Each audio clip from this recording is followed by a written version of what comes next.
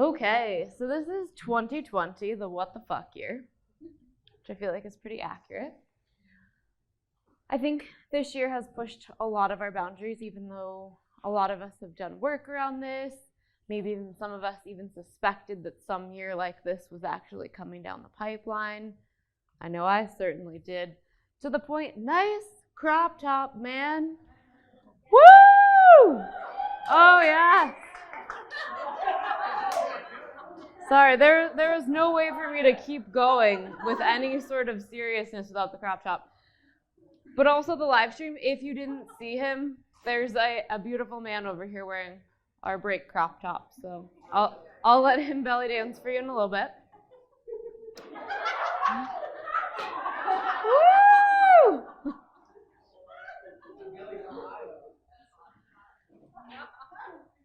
So whether you found yourself acknowledging that something like this could happen in the future and you were prepared for it, or it just completely caught you off guard, this year has pushed, I think, all of our boundaries and limits.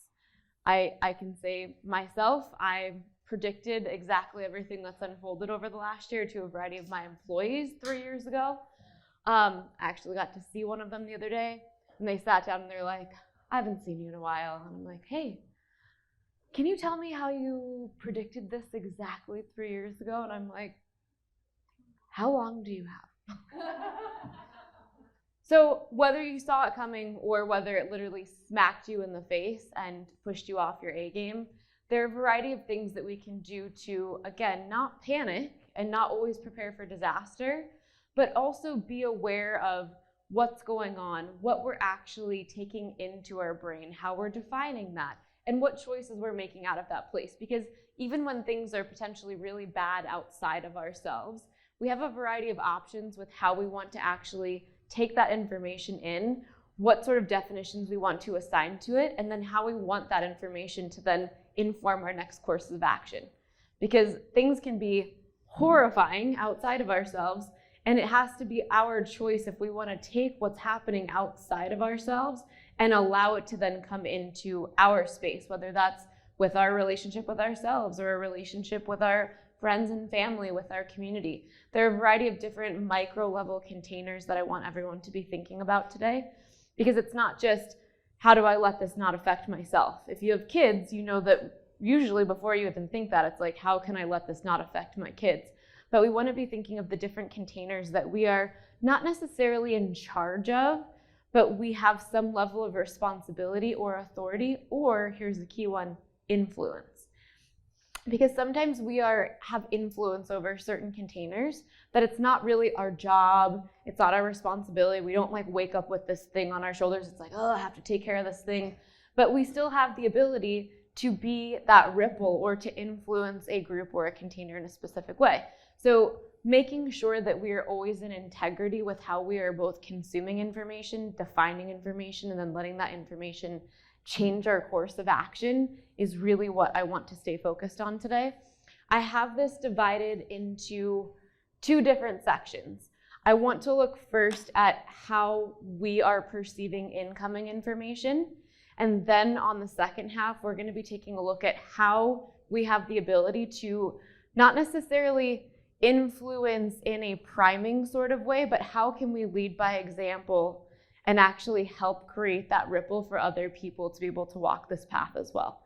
Not through force, not through anger, right? Through actually teaching people effective tools to navigate through cognitive dissonance without having to jam our opinion down their throat, right? That's not the way we try to do things here. So first, we're going to be looking at how do we experience the world around us in our own minds, because we know that that's going to influence a hell of a lot, right? Whatever happens up here is going to influence what actually comes out of our mouth. So to try to start with other people would be pretty illogical, right? And yet, what do many of you find yourselves doing when you're looking at stuff like this? What's your first instinct, usually? To worry about everybody else, right? My kids, my parents, my community, my school. We have to really, literally check ourselves before we wreck ourselves first, because our instinct is usually to focus on other people first. But if we haven't gone through that process ourselves, the way we're even approaching the problem with others is going to be carrying our wound with it. So it's our job as break either graduates or almost graduates to know that ahead of time, right? Because once we know better, we have to choose better and take some responsibility. So in this whole concept and theme that we're really focused on this weekend, panic versus preparedness, can anyone quantify what you think that line is? And I've brought up some other specific questions too here, because especially as it relates to things like global pandemic, people losing jobs, people all of a sudden having to transition the way that they express their career into something else, right? For example, have you had any differences in how you're able to conduct business in California, right? Did that activate your root chakra temporarily? A lot, okay? But you have the tools to navigate through it, right? And can you imagine how many other estheticians in California did not know where this line was, and they just literally shit their pants? Yeah? And they probably acted or behaved or made decisions in a way that probably, in many cases, led them to have to shut down their business. Rather than pivot, figure out, what are we really looking at here? How can I pivot my business, still somehow be in integrity with who I am, my beliefs about this, and still continue my business on in a way that is sustainable? That's really hard for the vast majority of human beings to do. As soon as it's like all these sanctions come down, you're told what you can and can't do with your own things, right, that you built, that you created, that's very triggering for people. So one of the things that we have to look at when we're looking for that line, how is somebody else trying to define how I can interact with my things, right? I'm just going to call them my things for now, whether it's like your business or your kids or things that you've created. How is somebody else trying to define that line for me? And how can I look at that line and find a way to see how I can exist, not necessarily all the way in this safe space right here, but where I'm like right on that edge, where I'm like showing the other side, I see your line, I'm not fucking cool with it, but I'm also respectful, and I'm going to abide by just enough rules to keep myself continuing on my pathway while also continuing to hold you accountable over here for how unfair, unjust, or whatever your perception of this line looks like, right? But most people can't do that. They're either all the way in the safe space and like, I must be in fear, everything, like, right? You just kind of go into whatever the programming is. Or we have the people that are like, fuck your line. I fucking hate your line. I'm gonna protest. I'm literally gonna burn my whole life right now in a dumpster fire just because I'm so angry that you drew this line. I understand both sides. And what I'm telling you is that there is a way to find the line, ride it, hold it for the longevity of everything that you've already built, the things that you've already put into what you love, and find a way to pick your battles, to not let the other side win, but to also not live in total fear and let down everything you think is true for you or what you've built. So I want everyone to really hold that visual, because I find that no matter what happens in the next week, 2 weeks, 3 months, it's really important for you to know where that line is, because that line is not going to be the same for all of us, right? And how we feel about what's on either side of said line is not going to be the same for all of us, and that's okay. I think there's this like, it's either right or wrong, and that's really not true. That is a personal choice. There is a bigger picture of, on this side, this is what I believe to be true, therefore it influences how I feel about what's on this side of the line. But there really isn't just a black and white, this is right, that's wrong. And it's important for us not just to know that for ourselves, but how we interact with other people. Because, for example, if we feel very strongly and passionately about our belief system and how that influences how we're looking at this line, we're not going to be effectively communicating to anybody else out of that place of black or white, right? We're not going to be able to understand how they're seeing it, to find ways to poke holes in their argument and actually get them to think critically about why they feel that way. If we're just like, this is right and that is wrong. And that's unfortunately the way most people try to change people's minds, which we're going to get to toward the end, because facts don't actually help anything at all. Raise your hand if you've tried to use facts to justify your point and someone's just like, negative, right? Facts don't work. We're going to get into that in a little bit. So what tools do we have in the break toolkit to actually see what that line is and hold the line? What are some ways that we can hold the line? Eli. I would say Eli is a great way for us to both see the line and hold the line. What else? Radical personal responsibility, for sure. Certainly some of the things that we've learned about red and green cones and communication, for sure, right? Because anytime we're talking about being able to hold this line on one hand, we're talking about being able to effectively communicate about boundaries, while at the same time running ourselves through Eli to make sure that we are in personal integrity.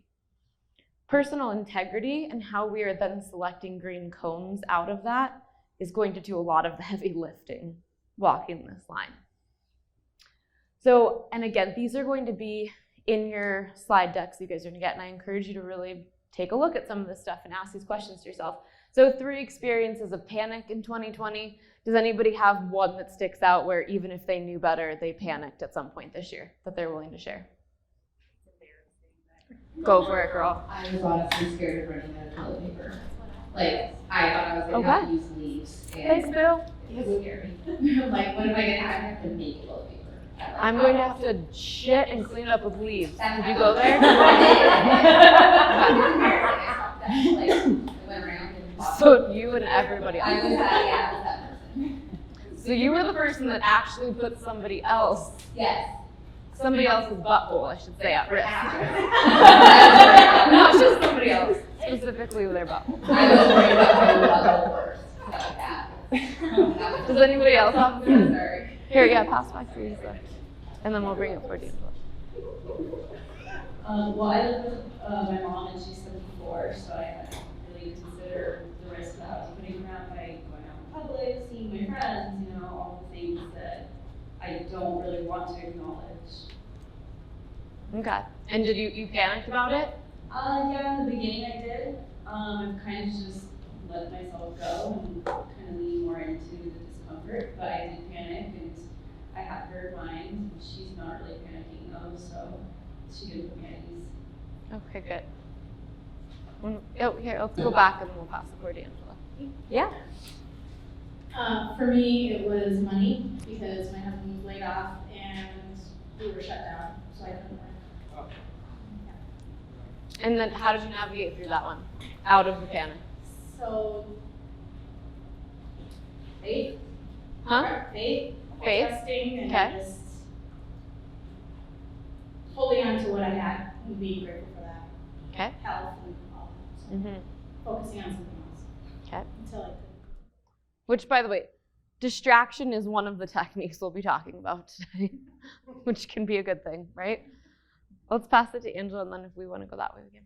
It's very indicative of me and my habits in general, but I did a lot of food hoarding, going out and shopping for like $300, $400 worth of food, and it wasn't even like storing like the dry foods, like so that I could have it for. It was like literally it lasts like a week or 2, and that was it. Oh my God. $300 or $400 worth of food because I had a food panic, because I felt like everything is shutting down, that like you can't get anything from a restaurant and all that kind of stuff. Like who knows what else is gonna happen, and I food hoarded really bad. Okay.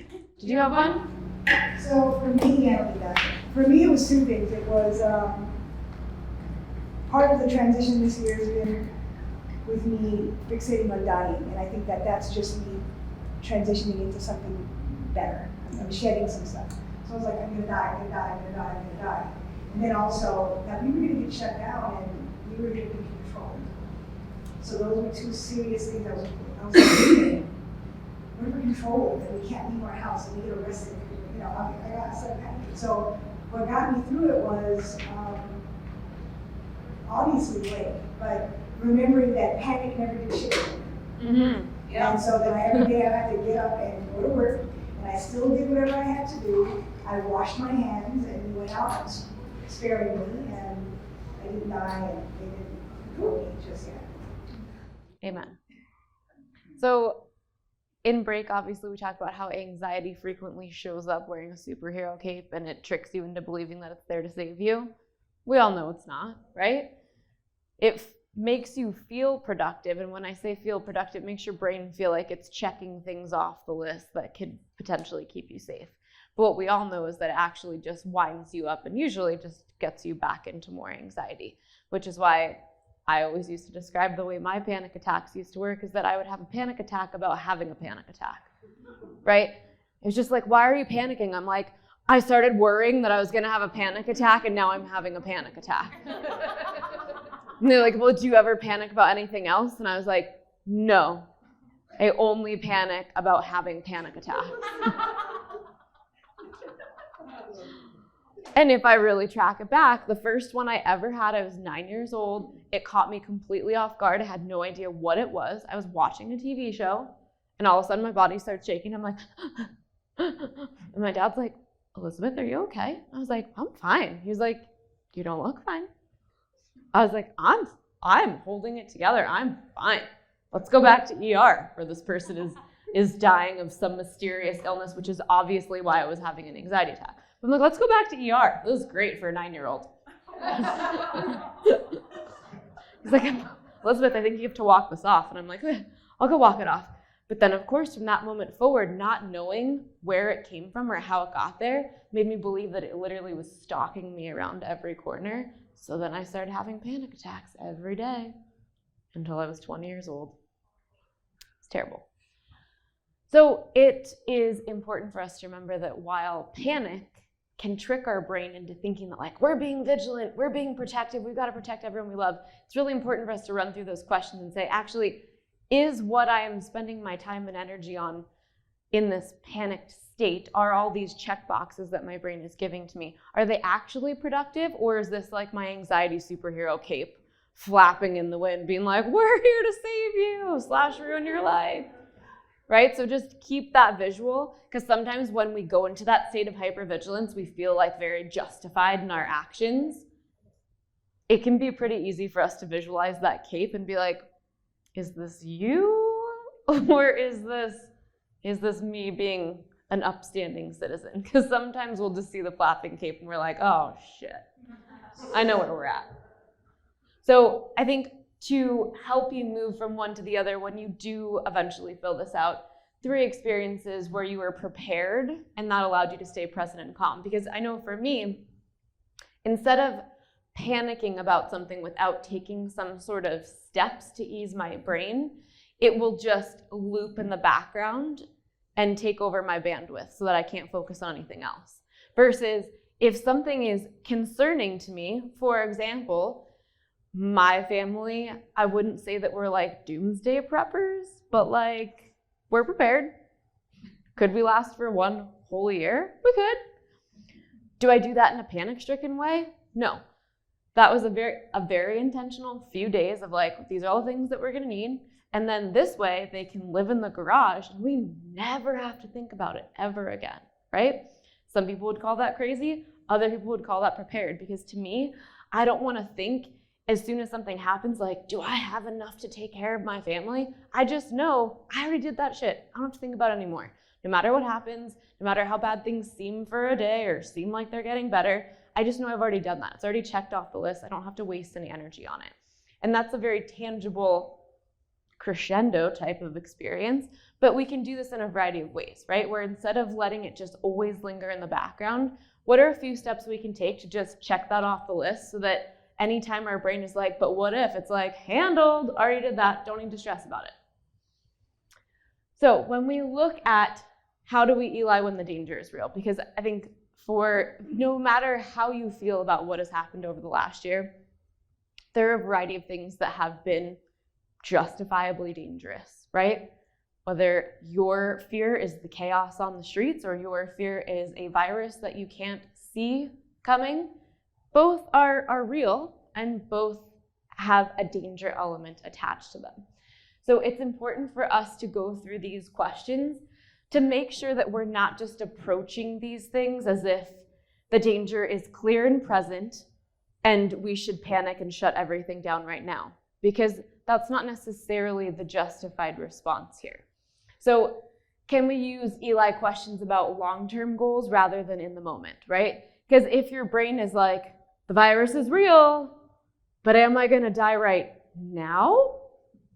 Do I eat healthy? Do I take care of myself? Am I taking precautions? Yes, right? What is the long-term picture that I'm looking at here, right? So no matter how you feel about that, if you look at how you care for yourself and where you look out at that point out in the future, where do you want to be then? And allow that to then reverse engineer back to how am I going to handle this right now in this moment? Because something that is inherently dangerous doesn't mean that it's inherently dangerous at every moment or inherently dangerous at a percentage that you're not willing to risk, which is, I think, an important part here because we take calculated risk all the time.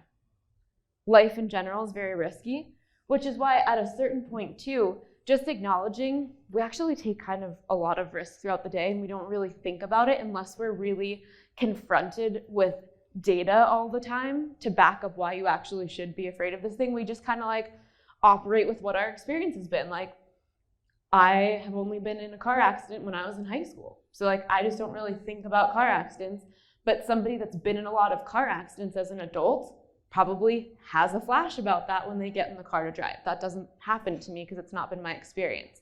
Now, if I were to go sit there and fixate on the statistics about car accidents, do you think I would probably think about it the next time I get in the car, right? So just keep that in mind. We can look into and fixate on data to pretty much back up anything that we choose, or we can choose to go off of our personal experience, still acknowledge that the data is out there, choose to pop in and pop out as we feel necessary, but to allow ourselves to constantly fixate on different things, to let that be the justification for why we should panic every time we get behind the wheel. Is that going to lead to a good quality of life overall? Like, is driving just kind of a part of life? And while it's inherently risky, a lot of us can't get around to having to do it, right? So we either have to decide, do I want to walk my ass 100 miles a week, or do I want to take some calculated risk and try to be a good driver, be a defensive driver, right? Okay, and of course, that's where the controlled surrender comes in. Is this danger something I'm willing to risk for either the greater good or my long-term goals, knowing that there's risk, but it's not a risk that I'm going to obsess over minute to minute? And then not get fixated on data, because data can be, anyone that's ever taken a statistics class, I know data feels very cut and dry. It's not. You can manipulate data so easily in a variety of ways. So really, whoever is controlling the study and collection of data, quite literally, if they want to see a certain result and they see that if I just take out these two variables, all of a sudden the curve looks the way I want it to look, that's actually the way data happens. So for those of you that are like, it was in a study, I too could make a study that says anything I want it to say. So just keep that in mind, right? We have to even look objectively at data and see that really data can be skewed and often is. One of the great things you can do, which is just a little side bit, look at who created the data and look at who funded the research, because often if you look at who funded the research, you can figure out in which direction said data is skewed. Yeah? Kara, has this been your experience with data? You're sitting there nodding your back. You're like, okay, so anytime somebody's like, but the data, it's like, well, would you like a little lesson in statistics? This one's a really important one. I feel like I was having a conversation with somebody about this yesterday. Was it you? Just this morning. Feels like a lifetime. It really, I don't know what happened in the last few hours, but glad we're back.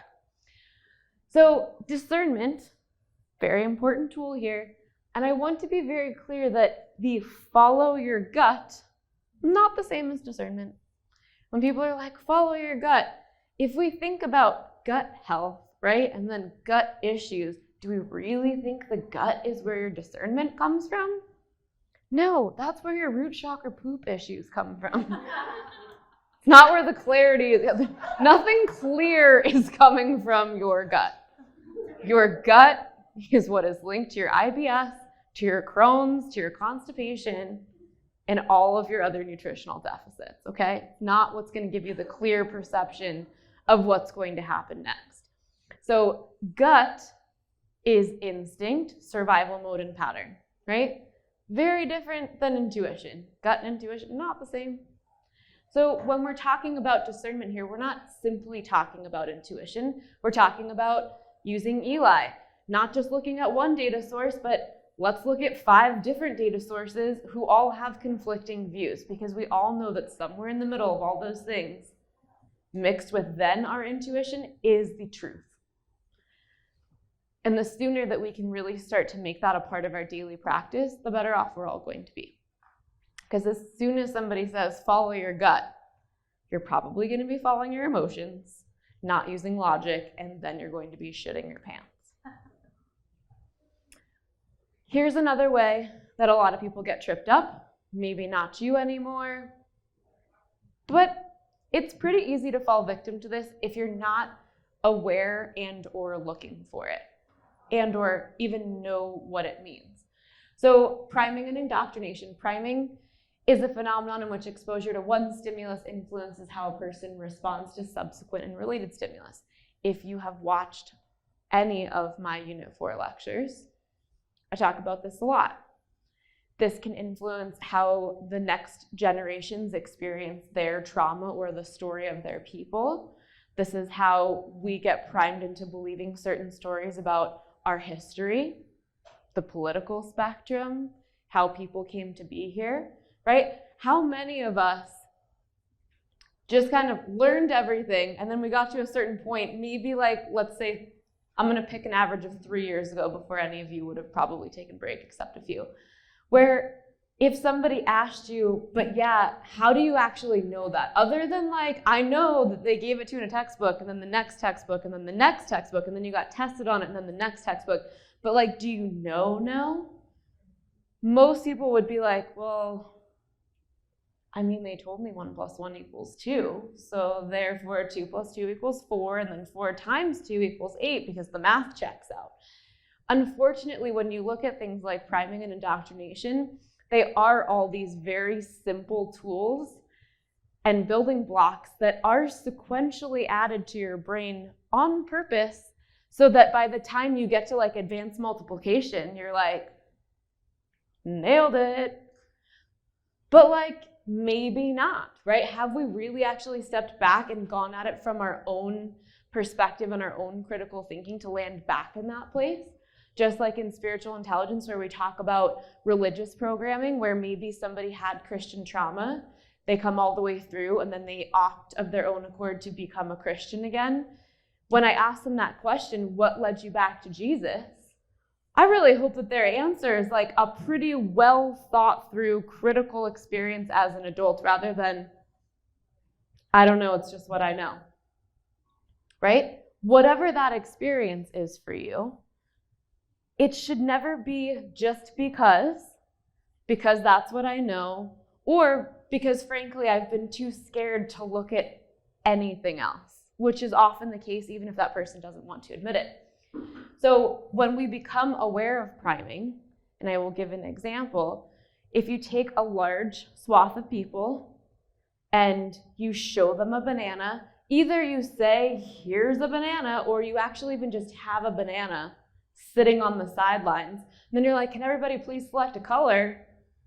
Most people are going to select yellow, right? They're not even going to think about it. They're just going to yellow. It's like, well, I wonder why you were thinking that. Well, because we were just talking about a banana where there was passively, in your peripheral view, a banana in the corner. And you might not have even noticed the banana, but your brain did, and it recorded it, and now you're telling me yellow. And you think you have individual choice. That's funny. So then we look at things like indoctrination. The process of teaching a person or a group to accept a set of beliefs uncritically. What does uncritically mean? Huh? Right? Just is, just because, without question, not having actually gone through your own process so that you can say, I arrived at this place because, instead, just because, right? And let's look at break even from this perspective, because there's always the person in Unit 2 that's like, can't you just give me the answer? Like, why do I have to get this wrong like 3 times and go at it in layers only to then have you tell me the right answer? I'm like, oh, it's because I want you to think critically for yourself before I give you the answer. It's this weird, I don't know. I just thought maybe you should know how to do it too, so that you can take that with you instead of literally having to have me on like a phone a friend speed dial. Be like, so my boyfriend left me, and I'm like, that's not free today. Right? I'm gonna need you to look in the mirror and be like, my boyfriend left today. What are the last 3 things that I did to trigger him right before he told me to fuck myself? I need you to think about that process on your own rather than having to phone a friend. That's because I actually teach you guys how to go through this process critically rather than uncritically. And by the way, that can now be part of your answer for why this is not a cult. But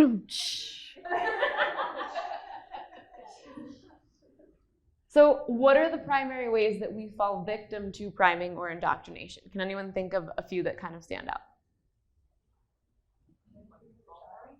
What are some ways that we fall for priming or indoctrination without thinking about it?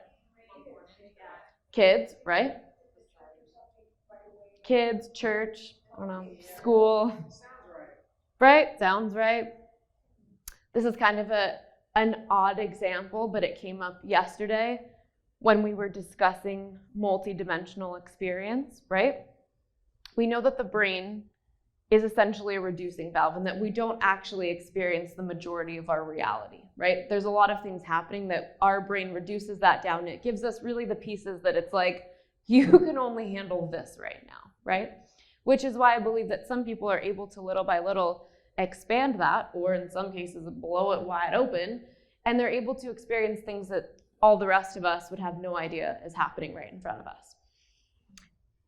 If we were to look at a little kid, and I know a lot of us have children, one of the first things we usually do is that we give them different shaped blocks that they have to hold. We tell them what those shapes are, and then we teach them how to pass through like holes, right? Where it's like, here's the triangle, right? And the kid's sitting there like trying to fit the triangle through the square, and you're like, silly 3-month-old. Then they're like trying to pass it through the circle. They're looking at it, looking at the circle, and they're like, why is this not working? And then eventually we have trained them. The circle goes with the circles, the triangle goes with the triangle, the square goes with the square. But what if, and again, this is conjecture, hypothesis, if you will, what if the child actually came in experiencing multidimensional reality, and to them, the circle didn't really look like a circle, nor did the place that they were trying to pass it through, and as they're trying to pass it through, they're like, this makes no sense. Right? Meanwhile, you're sitting there like, oh, look at you. You're putting it through the wrong shape. And it's looking at you like, I don't know what you fucking humans are doing here, but this 3-dimensional reality thing is like very odd to me. And the child just looking at you and they're like, is this what you want me to do? And then little by little, the child now only thinks and acts the way we have taught them how to act.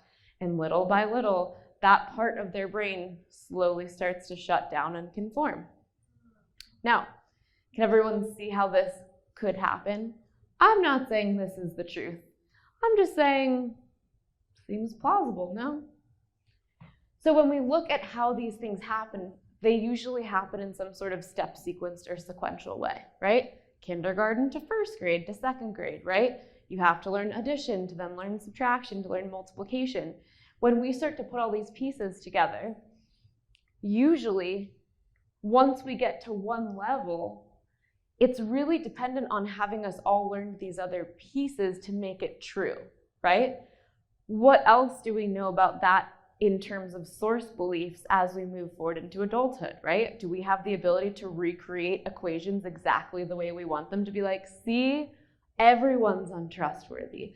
See, I do always get rejected. But that doesn't actually mean that it's objectively true. We've just learned how to consistently set up the container to always spit out the same result. And unfortunately, this happens with a variety of things, from how we look at humanity, to how we look at energy, to how we look at quantum physics, to how we look at educating a child. So it's important for us to start to peel back these layers as it's comfortable for us, not like literally ripping your fucking reality right open, which if that's what you're into, man, I mean, that's what I did for myself. But to each his or her own. I don't actually recommend the previous. I went through a few years of basically being a war vet. I don't recommend that to people. This is why I recommend, if you're going to be exploring these different ways in which you might have been primed or indoctrinated, it's important to go through the step sequence first, right? So that you have these skills to keep building, so that as you're like, ooh, weird, that one triggered me right there. Instead of it all of a sudden shutting you down and then making you have an identity crisis, right? So just keep that in mind. This is not going to be anything that's of interest to everybody, but if it is of interest to you, approach it wisely, approach it with boundaries, and approach it with Eli. So I feel like we already kind of hit that one, but how do we approach the process of awareness here? And what can we do to help our children think for themselves and actually see these things in real time? Now, I happen to have kids that, I'll give you an example. In kindergarten, they had like characters that they had to pick, and my daughter picked Amelia Earhart. And they had to like read a little bit about Amelia Earhart, and she felt really compelled. When we started doing all the different research, she found that the narrative that most people are taught about Amelia Earhart is completely false. She was 5, and she felt very compelled to tell the real story in her public school kindergarten. So she's up there with her like goggles and her leather jacket, and she's got her whole thing, and she's signing it, and I'm translating her signs, and she basically blows minds that Amelia Earhart not only was not the first woman to fly on her own, she actually had a dude in her plane the whole time. She wasn't solo. So she just sits there, and then at the end, she's like, boom, mic drop, walks me. I'm like, what can I tell you? I don't know. Like, I try to fight indoctrination wherever I can. I gotta pick my battles. That was one of my battles, right? Then there are other things where she'll come home and she'll actually talk to me about, how could all these other people believe this? And will actually engage in these conversations with me. And I'm like, okay, here's how. If their parents believe it, or if their parents' parents believe it, then they just automatically think it's true. Then she'll sit there and start generating all these badass questions where I'm like, God, you're cool. Thank God that I actually have this knowledge to bring with me to help a child like that even be able to cultivate these questions. Because she comes up with questions that the average adult would never come up with, right? Because her brain hasn't been shut down from processing and asking the big questions. And a lot of us fear asking big questions, because when we ask big questions, people are going to be like, you sound crazy. Is the moon real? I don't fucking know. That shit is weird. People turn into werewolves and act funny, causes periods. I don't know. There's a lot about the moon that's a little suspect, if you ask me. Right? But I think we should be able to ask those questions without being like, feeling like people are going to ask or tell us that we're crazy. But that's how a lot of this works. It's like there are these certain areas where if you even ask questions, or even they're like, well, I know this is what we've been taught. Maybe it is true, but like, what if this and this and this? We're all taught to just kind of like keep turning against each other and be like, we don't ask questions like that. You're like, well, but what if all of our math is slightly wrong? You're like, we don't do that. No. Because it could theoretically make your whole reality start to crumble, right? If all of a sudden you're like, well, what if math is wrong? Then all of a sudden you're like, then I spent 12 years learning wrong math and teaching myself that I'm stupid and an idiot and a disappointment for nothing, for fake math, right? It just like little by little, your entire reality starts to crumble. I always jokingly say that math is wrong. Otherwise, I probably would have been very good at it, and I was not. How can you operate in the world respectfully but not be a part of it? And I think this is a very, very important question. This kind of goes back to that line thing, right? How can we be aware of something and the rules of how that thing exists so that we can step into it of our own accord, keep our own sovereignty, operate inside of the thing, and then leave the thing and still feel 100% ourselves and not like we've had to become the thing? And that thing could be a lot of different things for you. That thing could be church. That thing could be the way this global pandemic is transpiring. That thing could be groupthink. That thing could be the way your family operates, right? How can I go to Thanksgiving, be 100% myself, step into the family, operate in the family, being kind and respectful, like making the most of it, enjoying our time together, without leaving with all of my wounds activated and then like turning back into my family, right? So however you look at that relationship with the container, how can we go in and out without having to become the thing that we are in? Because unfortunately, many of us are programmed that way and activated and or triggered that way. So as soon as we go into the thing, we literally become it. Who feels like they have that problem sometimes? If they go into the thing, they become the thing, right? That's an important boundary that we have to really be aware of. So how can we understand how other people or systems see and experience things without actually falling victim to the priming or meta-narrative? What's one thing that somebody can think of? Critical thinking, right? What's another one? What? Setting boundaries. Yes, objective perspective. Yes. Pre-lie? Ooh, I like that. Did you just call it pre-lie? I love it. Huh? Yeah, it's the best. I've never heard it before. Pre-lie? I don't think, did I say it? It's great. I love it. Pre-lie. And the other thing that we need to focus on is how can we actually step back and squint and see the priming or meta-narrative pieces before we go in, so that when we go in, we actually know when we're interacting with one versus when we're not interacting with one. So we'll go back to the Thanksgiving example. If you know that there's certain ways that you've been primed in your family, like men are treated this way, men eat first, women have this role, right? If you know that that is a priming technique and or meta-narrative that exists in your family lineage, when you go into the space, you know when that comes out, either manifest through somebody's words or their actions, you know what it is, so you know not to fall victim to it.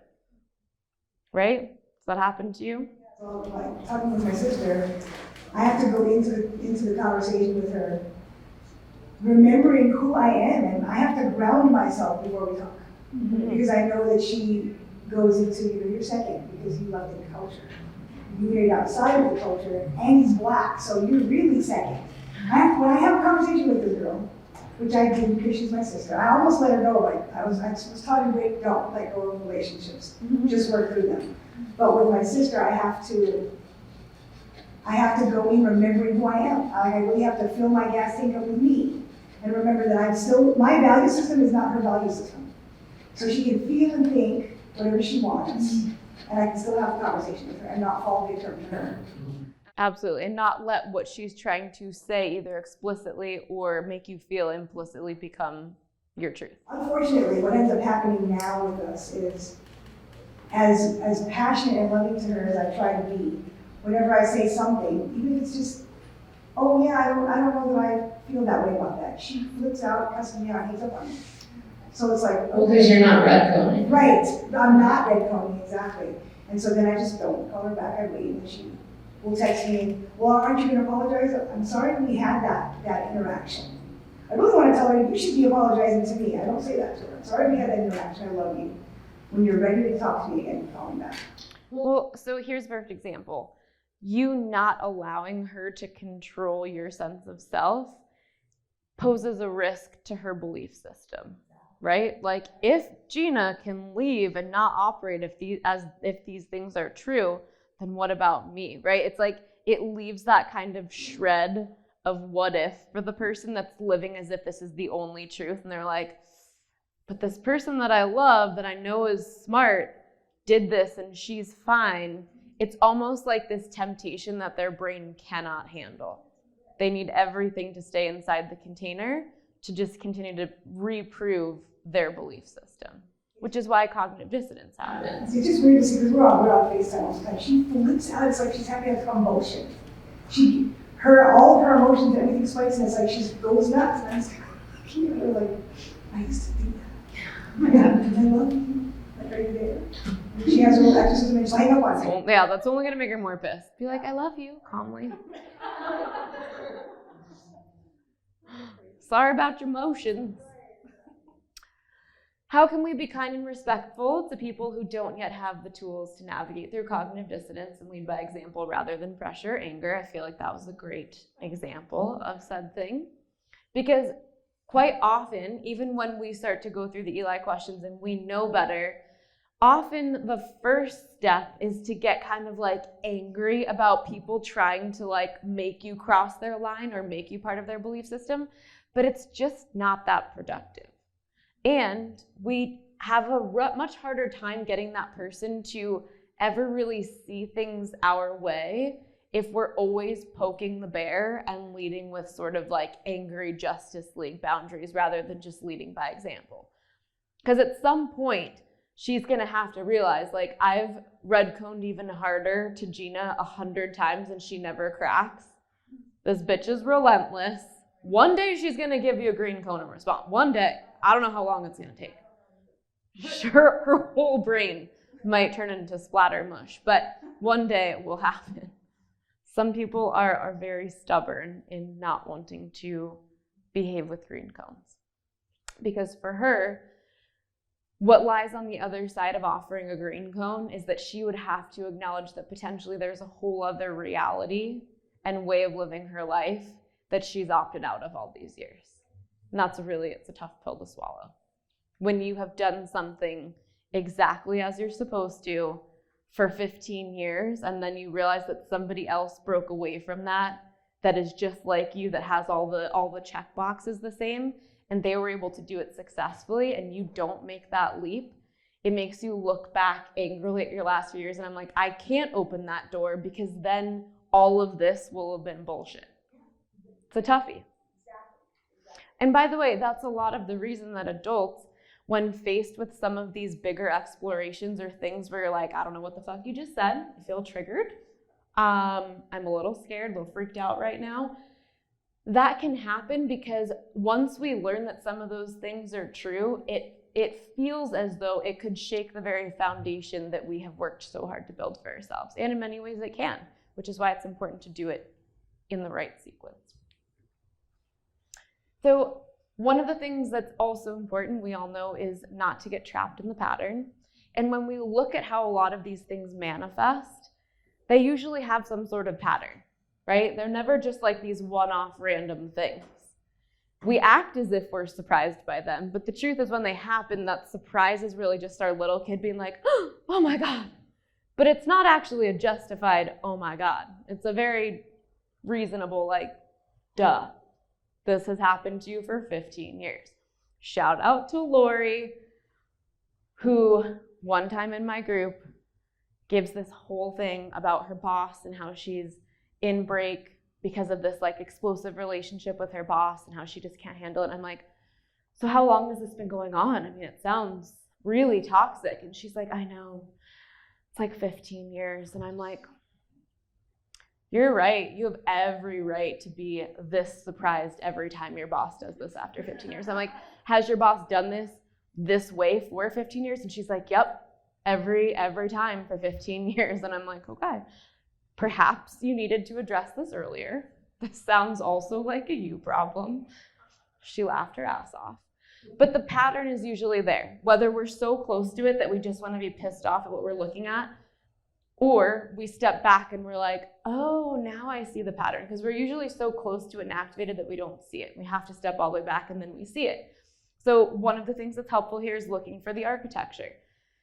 If we know what a pattern looks like, right? If it has an if X then Y sort of sequence and we pull back and then we're like, there it is, right? But if you're staring right at the X, you might not actually see the whole pattern. So it really does require us to step back and look at it from a different perspective. Look for patterns and illogical elements or aspects that stand out, because there's usually these things where it's like, we just agree to the if X then Y, but if we're really honest with ourselves, we're like, the Y never sat good with me. I don't know what it is, but there's something about that why where I just kind of went along with it because I was supposed to, but I don't trust that fucking why, right? But we don't allow ourselves to ask those questions. We're so close to it and we just keep accepting.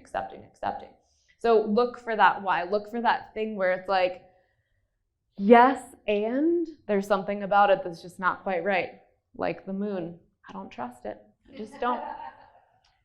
Poke holes in your brain's panic argument or assumption, right? Just like we would do in break with our own work.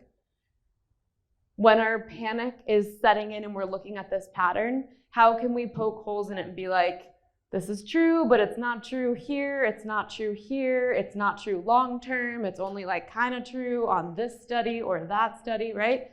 Be the lawyer here. Poke holes in your brain's desire for panic. And gather facts from your own experience, in addition to multiple information sources, and beware of bias and fact-checking. Fact-checking, by the way, I feel like to this group I probably don't need to say this, but fact-checking is not actually fact-checking. Which is what? Exactly. It's a very bizarre twist, right? Because we're used to like old school things. We're like Encyclopedia Britannica, like that's truth. And now as soon as somebody calls themselves a fact checker, all of a sudden we're supposed to like cower in their presence and be like, yes, I'm very sorry. Who owns the fact checkers? And if you actually go on that dig, you'll find it because it's pretty obvious. And again, just like looking at studies where you can prove or disprove anything, if you just follow the trail of money that is funding said study or funding said fact-checking organization, you can usually see how their fact-checking is skewed and biased, right? And by the way, this happens on both sides. This isn't like a one-side problem. Just don't trust fact-checkers. And that's not just my fear of abandonment talking to you. It's a general request. Don't trust fact-checkers. It's important for us to play the long game, especially when we're looking at things like what's happening right now in 2020, right? It's really easy for us to have kind of that short-sightedness where we want to focus on the things that are really scary and wrong right now and start to let those things make us lose hope in the future. Not a good idea, right?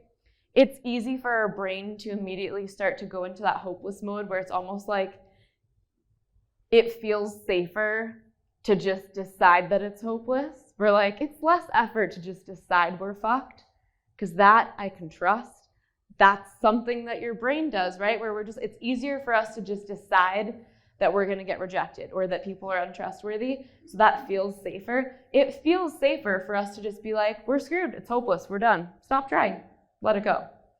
And you better believe a lot of people in 2020 have done exactly that. They've really just hit the fuck it button and they're like, fuck my life, fuck my health, I'm gonna drink, I'm gonna do drugs.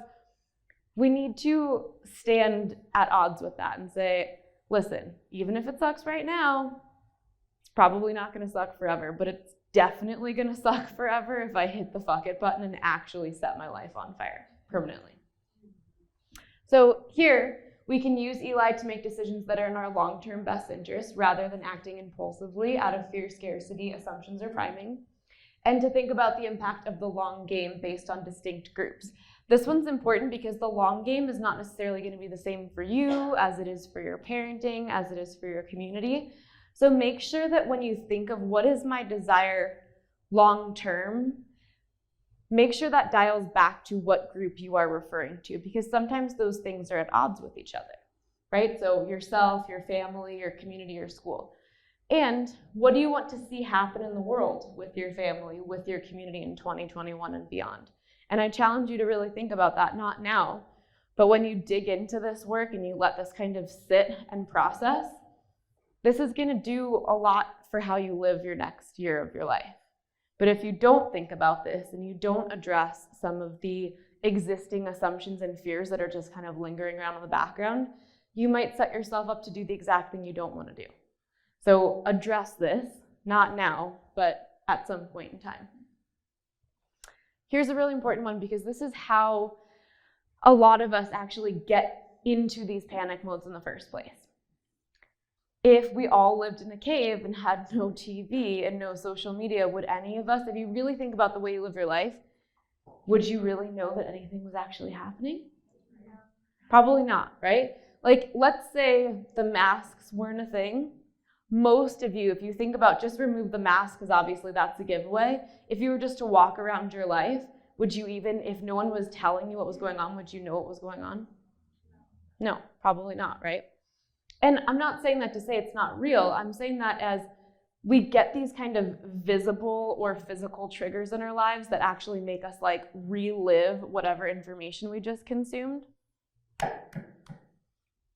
So we have to be really mindful of how we're consuming information, how we're letting that influence how we're labeling reality. So we have got to be mindful of our source beliefs and assumptions because they can actually influence how we're even consuming the information, right? If we allow that source belief to be the glasses lens through which we're looking at something or doing research, we've got to be aware of how to use break to take that off before we're even consuming. Be present in your consumption and be able to ask yourself Eli questions about what you're processing, because sometimes something's going to feel like a hard no. Sometimes you're going to be like, oh shit, I never would have thought of that before, but there's something in it that feels kind of true, and even though I don't really want to go down this road, I'm going to trust that I'm going to keep digging a little bit, right? When we're digging into research, it's important for us to dig into the things that we don't like and the things that we do like, because as I said, we end up learning a lot from both. Which is why often I will have people attack me in my DMs for a variety of different things. But quite frankly, my response is often, I follow a lot of people that I completely disagree with as well, because I like to understand how other people are perceiving the situation so that I can be informed and communicate with everybody. I don't only follow people that think like me. And if you do, you should probably ask yourself that question, like, why do I only follow people that think just like me? Which is going to get into like a whole other part of our second lecture on victim and narcissism culture. But it's important for us to not just keep the blinders on and only look at the things that confirm what we already know to be true. We don't learn or grow that way. And then ask yourself, finally, why am I consuming this? And do I know the source of this information? And what their perceptions of reality are. Because it's not just about the who. It's about like the who, what happened to them, what choices they've made in their lives, right? It's not just like, oh, that's an objective source. Like, the fuck it is. No human beings are objective. Thank you. Definitely not a journalist. But what can I do to look at this person and all the things that they've done and the things that they support so I can start to kind of layer on what glasses are they wearing when they're actually saying like, this is the truth. And it's not about not trusting people, it's about doing your job, right? If we know that our childhood patterns us to see life in a certain skewed perspective, why all of a sudden would a journalist not fall victim to the same thing? Especially when they're getting paid by companies that actually hired them for their bias. Okay, let's talk soothing techniques, because I feel like we've talked about how the information comes in and how we not only get triggered and panic, but how we get ourselves unwound from it.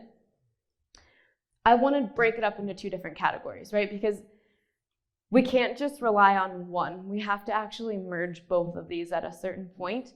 And I think it's probably clear in the way that I teach that as it relates to the spiritual, wherever you are and however you embody or envision that for yourself, my big thing is just make sure whatever that is, you use it in a way that is active and practical, right? I'm not here to tell anybody what to think or how to think.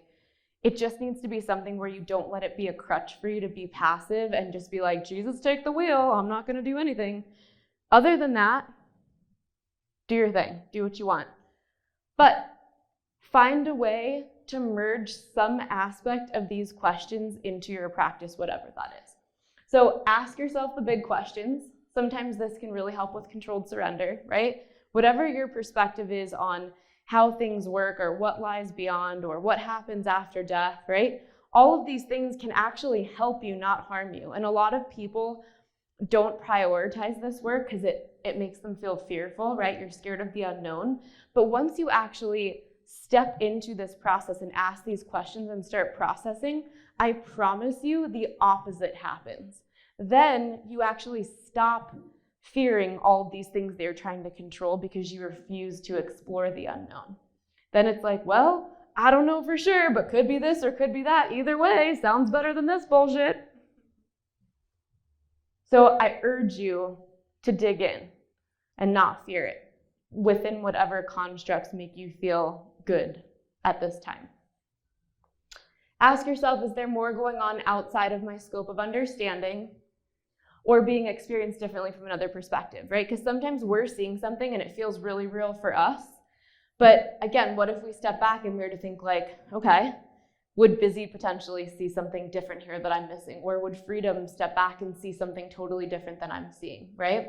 Because each one of us are perceiving not only through our own lens, but through our own multidimensional lens. So sometimes something that feels like truth right now, if we actually even just open ourselves up to be like, it's my truth, but is there another expression of this, or is there something bigger? And even if I'm not willing to dig into that right now, could it even just be like a question mark at this moment? Because that honestly can make people feel an odd sense of calm, right? We think we have to know the answers, but when it relates to these things, knowing that we don't know the answers, but we've actually researched and kind of put all these big pieces together as much as we can actually feel very calming. And I think people fear it, so don't fear it, go into it.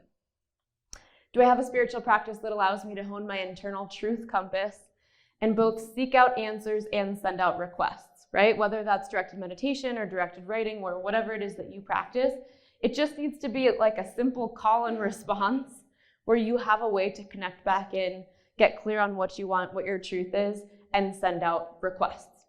So those things are absolutely soothing as it relates to the world being a complete cluster. Highly recommend leaning into those ones.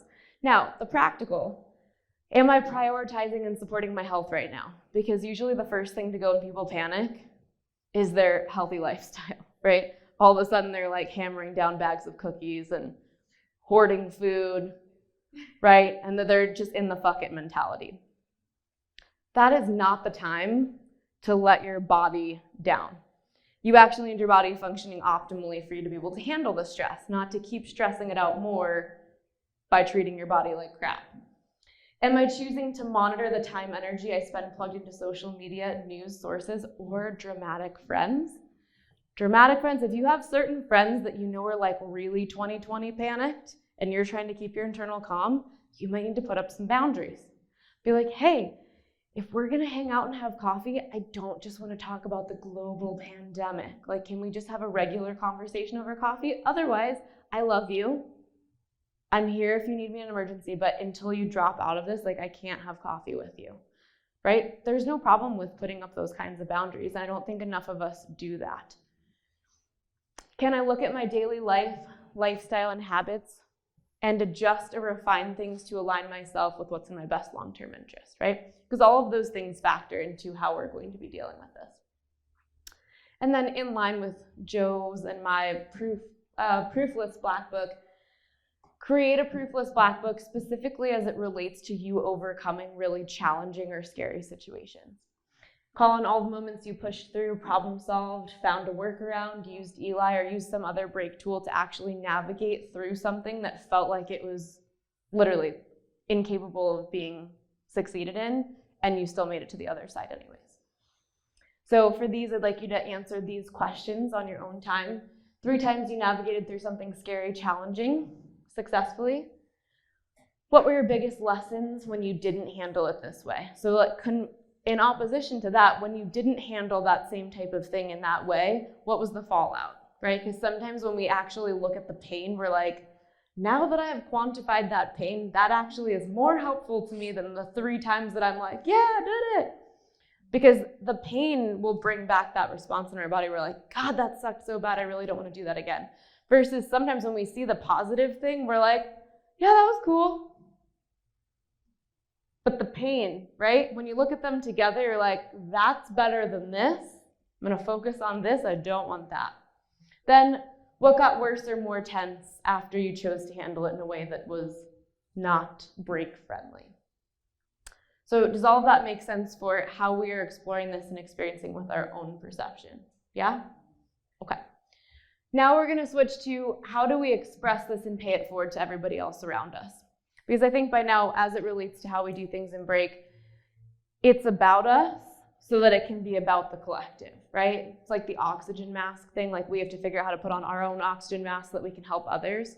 When for many people, our desire is like, I just want to help lots of people. There's a reason why I would say like 3/4 of my discovery calls are with actual therapists that are like, my life is in shambles, everything's fucked. I don't even know like why I went to school for this. Like I thought I was gonna fix myself by becoming a therapist, and now I'm just like telling these people what to do while my own life is terrible. That really is like a solid portion of my discovery calls.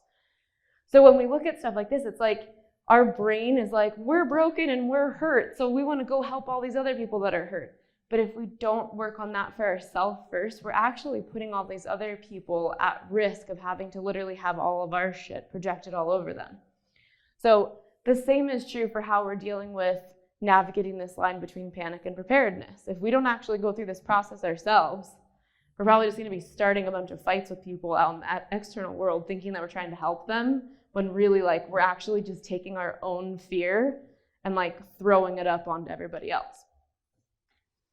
So we want to help people through cognitive dissonance, right? It's obviously an important one. Here's some great ways to do that, which often get overlooked. Use peer language. A lot of us don't do that. We start using these big words and we start talking about all these things that just make them feel very confused and they have no idea what you're talking about. And then by that point, they're so triggered because they now feel like they're stupid compared to you. So by the time you're like, you get it, they're like, no, and fuck you, you're wrong. I read a news story that said you were wrong. And then it's done, right? Where you probably could have phrased it totally differently, continue to bring them into the fold where they're then asking questions, they feel included. And then by that point, they're like, do you have any news stories you recommend? Rather than being like, this is the one that debunks your shit, right? But to use peer language means we've got to know our audience, we've got to know their triggers, we've got to know about their culture, right? Cultural sensitivity, it's a real thing. Told you the story about the rabbi, it's a real thing. And I give you a physical one so you can be like, hoo, hoo, hoo, so you remember it. But that's going to happen in a variety of ways that are a lot more implicit. And you're going to do this so that you can actually help them navigate through the tough spots. Because going through cognitive dissonance sucks, even if you're prepared for it. But it's certainly going to make it sting a lot less if you actively try to factor in who they are and how they need to hear what you're sharing, rather than just being like, this is the only way that I can share this, so either take it or you can fuck yourself, which is unfortunately what happens a lot. Number 2, meet them where they are, know where they are in their process, and use your break skills to meet them in the place with your eyes on the prize still for where you want them to arrive. So I think there's this common misconception that by somehow meeting a person where they are, if that's not where we perceive ourselves to be, we're somehow like lowering ourselves to their standard, right? Like I'm not gonna play these games with you where you are little Angela, right? When the reality is, if I want Angela to move with me to point B, I have to be aware of point B and aware of where Angela is, and I have to figure out how many steps I have to take her and where she's at now so that I can literally walk her there in a reverse engineered fashion. But if I simply keep talking to Angela as if you should already be at point B, and I'm only going to talk about point B so that as you sit there, you're going to be triggered, you're going to hate me, and then you're probably going to leave never going to point B. I've wasted my time, I've wasted your time. So we have to be very mindful of how this actually takes place out in the real world, because whether it's about politics or how you feel about the pandemic or how you feel about new school policies or how you feel about spirituality, we have to meet people where they are if we want them to come with us. We can't just be like, you should already be there. What if they don't know how to get there? What if you didn't just communicate anything about how they get there?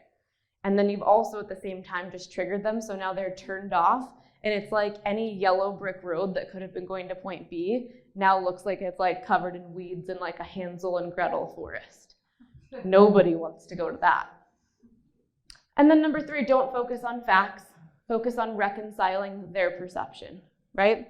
So facts, as we know, can be very triggering, and they also are in many cases created by fact checkers, which are not true. And then even if you actually believe a fact to be true, if it poses a threat to that person's glass house of reality, they're still going to argue with you anyway. So how can you actually look at how they're perceiving it, how you're perceiving it, and slowly walk them down that path to be able to co-reconcile reality? Just like we talk about in break, if what I experienced gives me red glasses and what Angela experienced gives her blue glasses, we can go on a hike, we can come back, we can be separated into a room. Everything that she experienced will be blue, everything I experienced will be red. But the truth is that really our whole hike was purple, and until we take break, we would never be able to actually understand that. The same is true here. If we can understand how someone's perceiving something and why, and what moments led them to that place, we can actually help walk them out of that place if that's what our goal is. Believe me, shout out to Adrian, fireside chat. I walked Adrian all the way through the fire. She had moments where she was so mad at me. She was like rocking and she's like, I hate you right now. I'm really triggered, but also don't give up on me. Keep going. I'm almost there. I think it was Break Live like maybe 2 or 3 years ago, and there were a few people staying at my house, and we had this like it really was until like 4 o'clock in the morning. In the morning, everyone was like war vets in the kitchen. I don't know what happened to me last night. Everyone's like literally knowledge hungover, and Adrian was like, I feel great. And the other person was like, I literally thought you were going to try to fight Bizzie and throw her in the fire. And she's like, a few times I actually wanted to throw in the fire. It was so weird. I was like, but look at her now, right? But it was because we sat there, and instead of her being triggered and walking away, she's like, I'm triggered, but also you're speaking in a language that I understand, and you're scaring the shit out of me because I actually get what you're saying, even though I'm not supposed to. And hours later, she was like, holy shit, I'm a different person.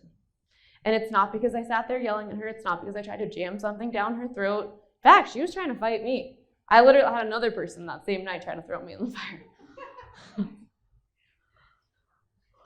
I don't know. Maybe I was a witch in a past life. I don't know. There were some incidences involving trying to throw me in a fire, but in the morning, everyone was grateful, okay?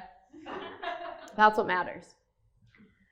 So then we have to inspire awareness to actually be turned into action, because awareness, we already know, is not enough. Awareness is great, and actually a lot of society is not even aware. So it's a good stepping stone, but we need to be able to eventually get them into that place of action. So good questions to ask would be, how can you assist the people around you to move from that place? How can you share a tangible example of what you've done to move from awareness to action, especially as it relates to what's happening right now? Because people are so triggered and so uneasy about the world we live in right now, it's a great teaching opportunity, right? I know it's like bad for a lot of things, but it's a great entryway to actually show how these tools can work in action.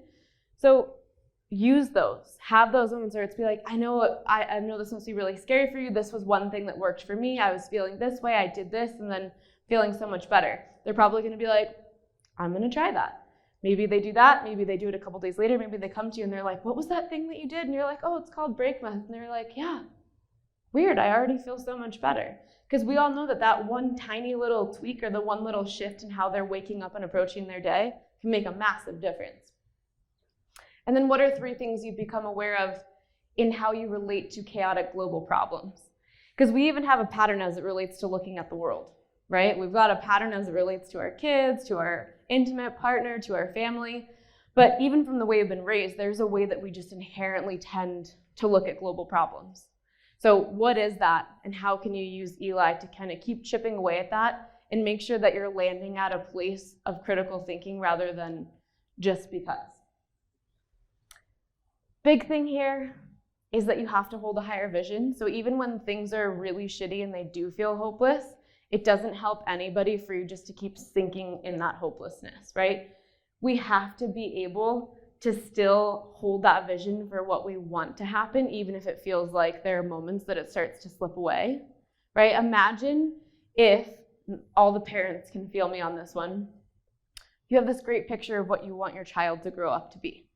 And then there are certain moments where they start acting out, they start doing all kinds of crazy shit. If you were just to give up on them in that moment and be like, well, I know you're 8, but I guess you're going to be this way forever. And you just you let go of the vision of the 20-year-old you wanted to raise just because of 3 tantrums at 8. The same thing is true for the world. If we look at the world and we're like, okay, 2020 is having a tantrum, I give up, 2040, fuck it. That's not really the way that this works. You don't just give up when something gets really hard and you're, in mid-tantrum, right? That's when we need to discipline, right? If your kid's just acting out like crazy, that's not the time to be like, Jesus, take the wheel, I'm hands off, you're just gonna turn into a stripper. That's when you're like, hey, mommy needs to enforce a little bit more active discipline. Let's figure out what you're missing here and how we can correct course, right? Because I'm telling you, the hands off, stripper every time.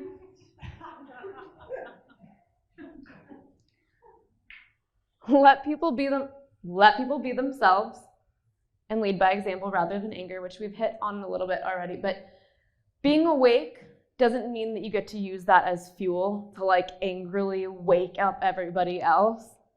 It doesn't work. I've tried it, I've been there, I've outgrown it. I've come to a much more resolved, calm place where if someone wants to completely screw themselves over, I can be fine with that. 3 or 4 years ago, I could not be fine with that. I'm like, but why would you want to do that when here's all the knowledge? If someone's not ready for it, they're not ready for it. And that's okay. Jamming it down their throat is only going to make them hate you and probably turn against the truth at their next opportunity. And again, if you hold the big picture, that's not in the big picture's interest. That's just in you wanting results now. So we're not going to be able to inspire people to self-discovery or actually be able to walk through cognitive dissonance if we're always on the attack. And I think a lot of you guys know, not just because I'm pregnant, but I quit drinking in May of 2019. Our goal was to do it for 1 year, but I hit the 3-month marker and I realized very clearly that I would never drink again. So when I say cheers now, it's always with a kombucha. So I just want to say cheers to 2020 and beyond, because even though things kind of feel like they're going to shit, I actually feel incredibly hopeful for where we are going, how we're going to navigate there. And I really do hope that you guys keep making the ripple and don't just let yourselves cower down to the problems and instead rise up, use your tools, and lead by example.